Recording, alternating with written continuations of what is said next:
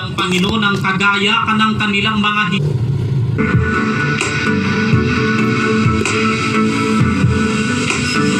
Tungkol po dun sa pagsusuot po ng alahas, pwede paliwanag lang po kung bakit mahigpit yung pinagbabawal sa iyong mga kapatiran. Yan po ay naging dahilan ng pagkasumpa ng Diyos sa Israel. Basahin natin ang threat ng Isaiah. Bukod dito'y sinabi ng Panginoon, sapagkat ang mga anak na babae ng Siyon ay mga mapagmataas at nagsisilakad na mga may kapalaluan at mga matang nakairap na nagsisilakad at nagsisikendeng habang nagsisiyaon at nagpapakalatis ng kanilang mga paa. Kaya papaglalangibin ng Panginoon ang bao ng ulo ng mga anak na babae ng Siyon at huhugdan ng Panginoon ang kanilang mga lihim na bahagi. Sa araw na yaon ay aalisin ng Panginoon ang kagaya ka ng kanilang mga hiyas ng paa at ang mga hiyas ng ulo at ang mga pahiyas na may anyong kalahating buwan, ang mga hikaw at ang mga pulsera at ang mga lambong na pangmukha, ang mga laso ng buhok at ang mga kwinta sa bukong-bukong at ang mga pamigkis at ang mga sisidlan ng pabango at ang mga amuleto. Kaya pala ang mga Israelita nagalit ang Diyos sa kanila, yung mga babae nila nagyabang, nagpapanalo dahil sa mga hikaw, mga kwintas, mga kung ano-anong adorno, nagawa silang maging magpalalo sa Diyos, sa harap ng Diyos. Alam mo kasi ang naidudulot ng mga ala-alahas na yan, siyempre, display, you are proud, meron kang alahas, ikaw iba sa iba, status symbol. Ang tendency nun, ipagmamalaki mo, bawal ng Diyos sa Kristiyano yun Ayan, basahin natin ang unang Timoteo 2, versikulo 9. Gayon din naman na ang mga babae ay magsigayak ng mahinhing damit na may katimtiman at hinahon, hindi ng mahalagang hiyas ng buhok at ginto o perlas o damit na mahalaga, kundi siyang nararapat sa mga babae na magpakabanal sa pamamagitan ng mabubuting gawa. Ilukanungin mo nga yan, kapatid ng Ilocano, dyan sa 3:16 ng Isaiah. Kastamet ani Apo kunana, agsipod kadagiti anak a babae ti Siyon na palangguad da, ken magnada asitatangar dagiti tengged da, ken mataan nagaramugam, ken magnada ken agkinni-kinni da nuapanda, ken agaramid da iti killi-killing kadagiti saksakada, gapuna ati Apo paggaddilen nanto ti tuktok ti ulo dagiti anak a babae ti Siyon, ket ni Apo iparang nanto dagiti nalimod a kamengda. Iti daytang aldaw ti Apo ikaten nanto ti kinaimnas dagiti ararkos dagiti saksakada, ken dagiti iniket nga uklo, ken dagiti sinanbulbulan, dagiti pendientes, ken dagiti pulseras, ken dagiti ababungot ti rupa, dagiti dalungdong, ken dagiti kalangkang a maipay kadagiti pungupungwan ti saka, ken dagiti barikes, ken dagiti kahita ti bangbanglo, ken dagiti ananib. Ang sinasabi dyan, yung mga anak ni Israel nagpalalo dahil dyan sa mga alahas na yan. Paano yung pagpapalalo, kapatid? Anong tawag sa Ilocano ron? Kinapalangguad po. Nagpalangguad, ayun.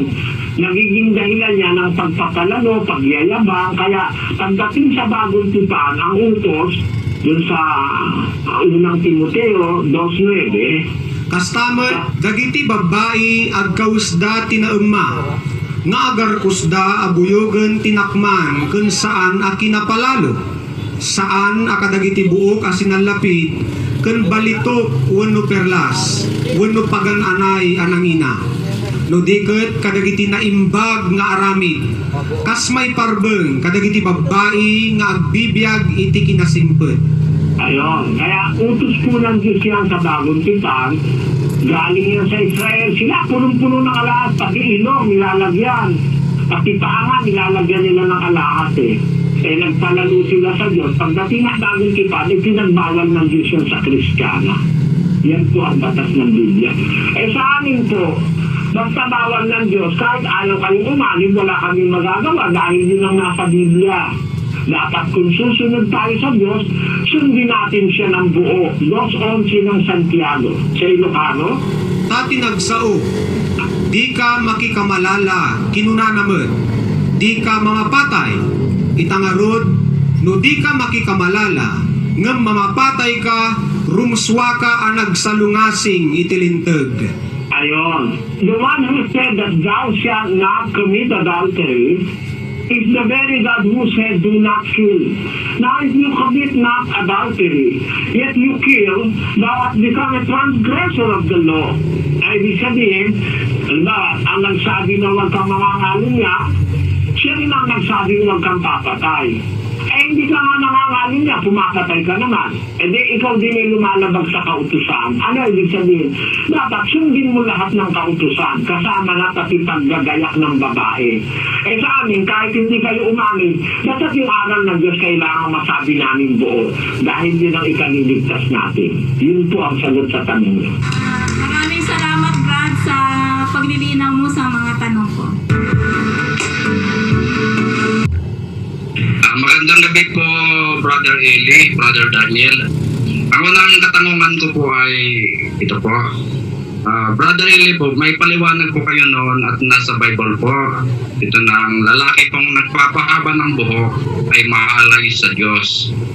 At ito po ay kasama sa kasalanan ng pagsasalangsang sa katotohanan. Paano naman po itong mga bading? Hindi lang po nagpapahaba ng buhok, kundi nagme-make up pa po at nagsusuot ng damit ng babae. Hindi naman po sila pumapatay at hindi naman po nagnanakaw. Pero gawain din po ito ng pagsasalangsang sa katotohanan. Sila po ba ay may bibigat na pagkakasala dito o ang magulang po ng mga ito, ng bading at ng boy, si vice versa po, na bakit po kaya kinusinti nila ang mga bata nung maliliit pa po ito na lumaki ng mga bakla po at bading. Kasi po, sa katotohanan po, wala naman pong pinanganak na tao na bakla po o tumboy. Lahat po ay wala pong indikasyones ng baby pa po. Ang pangalawa ko pong tanong, Brother Eli, kasalanan po ba ang mga maging isang tanga? Kasi po ang iba po ay ayaw tumanggap ng kaalaman. Kasi po para siya makaiwas sa obligasyon o responsibilidad. Kaya po nagtatanga-tangahan. Ito po ba ay may mababasa sa Bible? At kung ito po ay kasalanan, ay mas lalo pong mabigat ang pagkakasala ng nagtatanga-tangahan. Yun lang po ang tanong ko po. Salamat po. Salamat din po sa inyong pagdalo, kapatid na Pio. Unang-una, kapatid, parang isang pagiging prangka o tapat na pakikipag-usap. Ang bading po at saka ang tomboy, hindi kasalanan ng magulang na sila'y naging bading o naging tomboy. Sa maraming pag-aaral po at malawak na pag-aaral na ginawa ng siyensya at ng saikolohiya, yun pong pagiging bading at tomboy ng isang tao, hindi po yan galing sa environment, hindi yan galing sa nahawa, na barkada, hindi rin yan galing sa kasalanan ng magulang na pinabayaan sila. Walang magulang sa ating panahon na may gustong magkaanak ng bading. Wala pong ganon. Ang katunayan, meron akong alam na ama, yung anak niyang bading, mas maikukwento ni Brad Danny yun Para magbago lang, marami siyang ginawang mga paraan. Sinusuntok, tapos nung minsan, inis na siya sa bading niya anak, ihuhulog kita sa dagat. Kasi sinuntok na niya, binugbong niya na. Pag hinulog mo ako tatay sa dagat, sirena ako, sabi. Hanggang dagat pala, bading pa rin, Ngayon, ibig sabihin, kapatid, ako sa aking personal na kaalaman, dahil nag-aakay ako ng tao, maraming mga taong nagtitiwala sa akin ng kanilang sariling puso, karanasan, pamumuhay, mag-asawa, dumudulog sa akin. Sa napakarami ko nang nakausap, merong kapatid kami sa iglesia, 5 ang anak niya. Magandang lalaki siya, magandang katawan, matipuno. Ang dibdib nga niya, lalaking-lalaki ang dibdib niya lumapit sa akin, sabi niya, Brother Eli, may problema ako. Sabi ko, ano yung kapatid? Kasi bading ako, sabi niya. Bakit ka ako? Hindi ba may asawa ka? Kilala ko yung asawa mo. Kabiruan ko pa nga asawa niya Tapos, di ba 5 anak mo? Oo, ka. Di, paano ka kung nag-asawa, bading ka pala? Kasi gusto ko talagang magbago, sabi niya. Kaya para ako maging lalaki, nag-asawa ako. Pero kaya ko lang nasisipingan yung asawa ko, naglalasing ako, saka nagda-drugs. Sabi niya.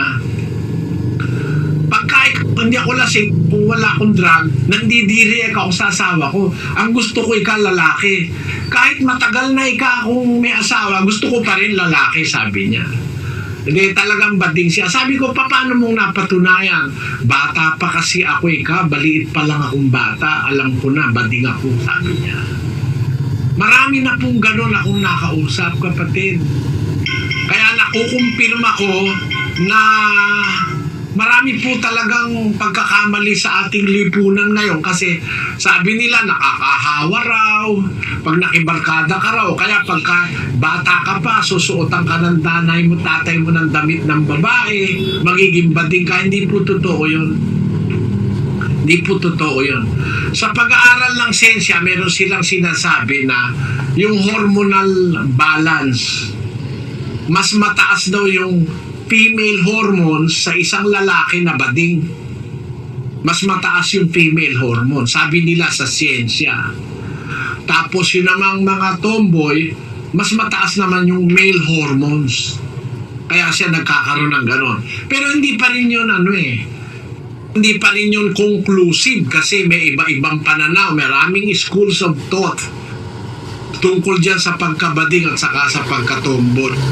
Ngayon, ang masasabi ko sa inyo, yung pagsasaliksik, pag-aaral ng iba't ibang mga kondisyon ng buhay ng tao, yung pagiging bading kung minsan na pinagkakamali ang na-acquire o nahawa, yan po ay parang isang bagay na inborn sa tao. Talagang pinanganak siyang ganon. Ngayon, hindi naman po itinatakwil ng Diyos yung mga, kung tawagin natin ay third sex. Kasi sabi sa Biblia, ang lahat ng tao gusto ng Diyos maligtas. Kung halimbawa, bading man ang isang tao, hindi ka naman nag-makeup, hindi ka naman nagsusuot ng damit ng babae, kahit na bading ka, hindi ka lumalabag sa utos, may pag-asa naman pong maligtas yan. 2:4 ng unang Timoteo. Na siyang may ibig na ang lahat ng mga tao'y mga ligtas at mga kaalam ng katotohanan. Ang Diyos po ang may ibig, lahat maligtas. Tao rin naman yung mga sinasabi nating bading at tomboy. Gusto rin ng Diyos maligtas yan. Basta masusunod sila sa utos At isa sa utos, yung nasa 22:5 ng Deuteronomio. Ang babae ay huwag mananamit ng nauukol sa lalaki, ni ang lalaki ay magsusuot ng pananamit ng babae. Sapagkat sino mang gumagawa ng mga bagay na ito ay karumal-dumal sa Panginoon mong Diyos. Yun. Bawal lang magsuot ng pambabae yung lalaki pambabae, karumal-dumal sa Diyos yun. Ano ibig ko sabihin, kapatid? Kung sa damit bawal yun, lalo naman pagka makikipagtali ka na babae sa babae, lalaki sa lalaki, pinagbabawal din naman ng Diyos yun. Kaya kung halimbawa ay hindi naman lumalabag sa batas ang isang tao, nagsisikap naman siyang sumunod sa utos ng Diyos, kahit bading, kahit tomboy, kahit na kung ano pa tawag na iba, silahis, basta sumusunod sa utos, may karapatan siyang maligtas. Doon